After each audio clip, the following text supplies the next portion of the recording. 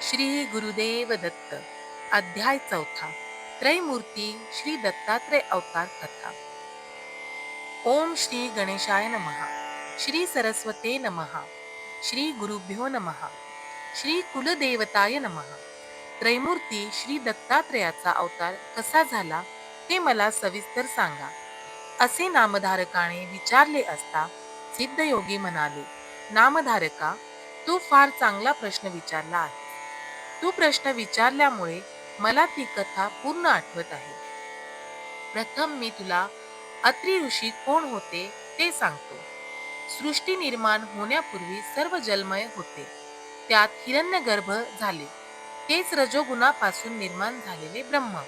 त्यालाच ब्रह्मांड म्हणतात. मग त्याचे दोन तुकडे झाले व तेथे वरती आकाश, खाली भूमी असे दोन भाग झाले. ब्रह्माने तेथे 14 भुवने निर्माण केली. 10 दिशा, मन, बुद्धी, वाणी आणि कामक्रोधादी षडविकार उत्पन्न केले. मग सृष्टीची विस्तृत रचना करण्यासाठी मरीची, अत्री, अंगिरस, पुलस्त्य, क्रतू आणि वशिष्ठ असे 7 मानस पुत्र निर्माण केले. त्या सप्तऋषीपैकी अत्रींची पत्नी अनुसूया ही श्रेष्ठ पतिव्रता होती. साक्षात जगदंबाच होती.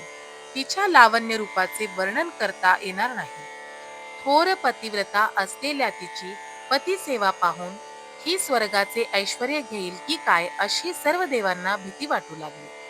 मग इंद्रादी सर्व देव ब्रह्मा, विष्णू, महेश या त्रिदेवांना भेटले.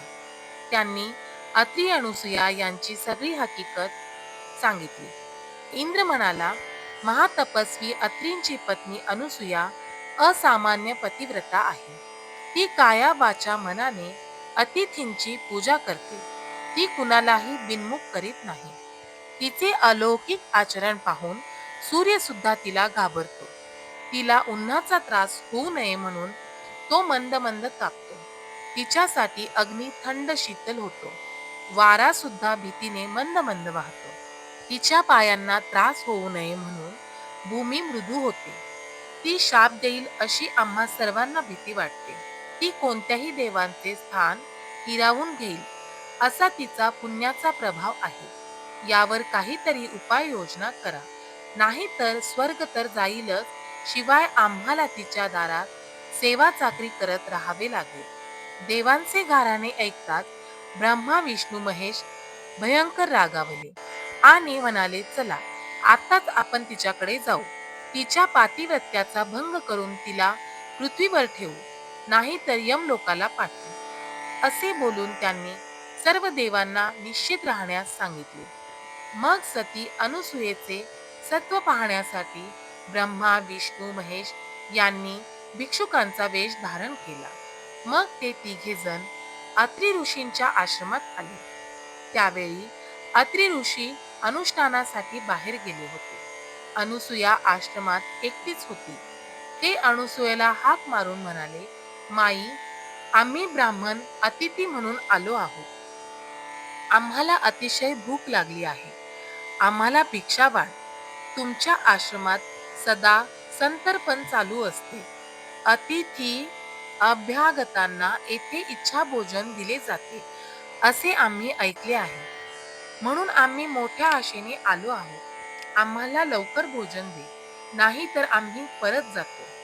3 भिक्षेकरी आपल्या दारात आलेले पाहून अनुसूयेला आनंद झाला. तिने त्यांचे स्वागत करून त्यांचे पाय धुतले, बसावयास दिले. त्यांना अर्ध्यपाद्य देऊन गंधाक्षता पुष्पांनी त्यांची पूजा केली. मग हात जोडून म्हणाली, आपण स्नान करून या, तोपर्यंत पाने वाढते. तेव्हा ते भिक्षुक म्हणाले, आम्ही स्नान करूनच आलो आहोत. आम्हाला लवकर भोजन दे. ठीक आहे असे म्हणून अनुसूयेने त्यांना बसावयास पाठ दिले. पाने वाढली व अन्न वाढावयास सुरुवात केली. तेव्हा ते भिक्षुक म्हणाले, माई, आम्हाला असे भोजन नको. आम्हाला इच्छा भोजन हवे आहे. तुझ्या सौंदर्याची कीर्ती आम्ही ऐकली आहे. तुझे विवस्त्र सौंदर्य पाहावे अशी आमची इच्छा आहे. म्हणून अंगावर वस्त्र न ठेवत आम्हाला भोजन वाढ. नाहीतर आम्ही परत जातो. त्या भिक्षुकांचे हे शब्द ऐकून अनुसूया आश्चर्यचकित झाली. ती परमज्ञानी सती साध्वी होती. तिने ओळखले, हे कोणी साधे भिक्षुक नाही. आपली परीक्षा पाहण्यासाठी हे देवच आले आहे. नाहीतर अशी विचित्र मागणी कोण कशाला करेल. आता हे परत गेले तर पतीच्या आज्ञेचा भंग होईल. विवस्त्र होऊन भोजन वाढले तर पतिव्रतेचा धर्म मोडेल. माझे मन निर्मळ आहे. पतीचे तपोबळच मला या संकटातून तारून नेईल. असा विचार करून अनुसूया त्या भिक्षूंना तथास्तु असे म्हणत आत गेली. तिने आपल्या पतींचे स्मरण केले. पतीची मनात पूजा केली. मग तीर्थाचे भांडे बाहेर घेऊन आली. तिने आपल्या पतीचे एकदा स्मरण केले आणि ते तीर्थ तिघा भिक्षुकांच्या अंगावर शिंपडले. आणि काय आश्चर्य! त्याच क्षणी त्या 3 भिक्षुकांची 3 तेजस्वी सुंदर बाळे बनली. मग स्वतःला सावरून ती त्या बाळांना मांडीवर घेऊन थोपटू लागली. अंगाई गीते गाऊ लागली. ती बाळे भुकेने व्याकुळ होऊन रडू लागली. त्यांना आता अन्नाची क्षुधा नव्हती. त्यांना हवे होते ते आईचे दूध. त्याच वेळी अनुसूयेला वात्सल्याने पान्हा फुटला. तिने एकेका बाळाला स्तनपान देऊन शांत केले.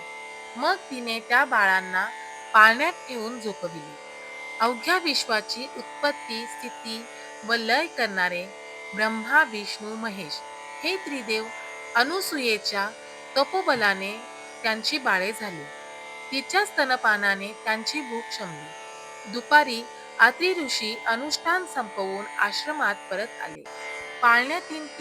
पाळण्यातील 3 बालकांना पाहून त्यांना आश्चर्य झाले. अनुसूयेने त्यांना सगळी हकीकत सांगितली. ही 3 बाळे म्हणजे ब्रह्मा, विष्णू, महेश हे त्रिमूर्ती आहेत. हे अत्रि ऋषीने अंतर्ज्ञानाने ओळखले. तेव्हा ब्रह्मा, विष्णू, महेश अत्रि ऋषींपुढे प्रगट झाले. वर माग असे ते अत्रींना म्हणाले. तेव्हा ते अनुसूयेला म्हणाले, त्रिमूर्ती आपल्यावर प्रसन्न झाले आहेत. इच्छा असेल तो वर मागून घे. तेव्हा अनुसूया हात जोडून म्हणाली, नाथ, हे 3ही देव तुमच्या तपश्चर्येने प्रसन्न होऊन येथे आले आहेत. तुम्ही त्यांच्याकडून पुत्र मागून घ्या. अत्रि म्हणाले, हे देवश्रेष्ठांनो, तुम्ही बालरूपाने माझ्या आश्रमात आला तर पुत्र रूपाने येथेच राहा. तेव्हा तथास्तु म्हणून 3ही देव स्वस्थानी गेले. मग ब्रह्मदेव चंद्र झाला, श्री विष्णू दत्त झाला आणि महेश दुर्वास झाला. काही दिवसांनी चंद्र व दुर्वास मातेला म्हणाले, आम्ही दोघे तपाला जातो. तिसरा दत्त येथेच राहील. तोच त्रिमूर्ती आहे असे समज.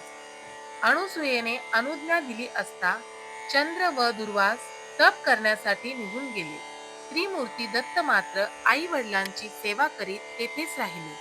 ब्रह्मदेव आणि शंकर यांनी आपापले दिव्य अंश दत्ताच्या ठिकाणी स्थापन केले. तेव्हापासून दत्त अत्रि अनुसूयेचा पुत्र, श्री विष्णूचा अवतार असूनही त्रिमूर्ती दत्तात्रय म्हणून एकत्वाने राहिला. अत्रि म्हणून आत्रेय व अत्रि अनुसूयेला देवांनी तो दिला म्हणून दत्त. तो दत्तात्रय महाप्रभू हा मूळ पीठ आहे. अशा प्रकारे सिद्ध मुनींनी नामधारकाला दत्त जन्म अवताराची अद्भुत कथा सांगितली. ती श्रवण करून नामधारकाला अतिशय आनंद झाला. मग तो सिद्ध मुनींना म्हणाला, श्री गुरु दत्तात्रयांचे पुढे कोणकोणते अवतार झाले ते मला सविस्तर सांगा. सिद्ध योगींनी तथास्तु म्हटले. अशा रीतीने श्री गुरुचरित्रामृतातील त्रैमूर्ती श्री दत्तात्रय अवतार कथा नावाचा 4था अध्याय समाप्त. श्री गुरुदेव दत्त.